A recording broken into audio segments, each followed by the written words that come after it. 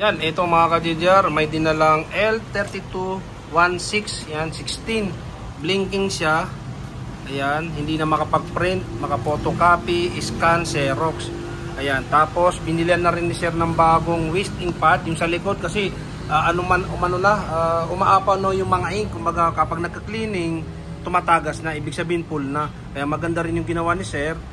Pinapa-receipt na rin. Yung nire-receipt kasi yung so waste ink pad sa mismong board, yung mga count ng mga piniprint nyo, siniserox nyo at saka yung mga cleaning. Kaya yung pagka-receipt natin, papalitan na rin yon. Kaya okay yon. Ngayon ang gagawin natin para sa pinaka-start, kapag nag-blinking yung printer nyo ng ganyan, unan yung gagawin, tingnan nyo sa computer, laptop nyo kung ano yung error na lumalabas. Ayan, kaya pupunta tayo sa computer. Ayan. Pag halimbawa, nandito na kayo sa printers and scanner, ayan, sa taas. Tapos, ito yung driver ng receiver nyo, printer nyo. Ayan, 3210 na didetect kasi same lang po sila ng driver tsaka receiver, 3210 din. Kaya yung gagawin natin, printing preferences, kailangan naka-install yung printer nyo para mayroon kayong maintenance. Ito, tapos status. Ayan, malalaman natin kung ano yung error. Ayan, service required, ito yung nire-reset.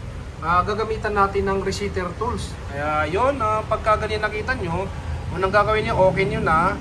Tapos, wag muna kayo magre-reset, check nyo rin muna kung naka-install. Ito nga, naka-install. At kung may pending na piniprint. Kasi minsan, nagpa-print kayo, biglang naputol yan kasi gawa nung nagpaparesit na. Kaya aalisin nyo yun, ayan. I-remove nyo yun o kaya di-delete. Ngayon, pagka okay ng lahat, punta na kayo sa receiver nyo. Halimbawa, ito, may receiver na tayo.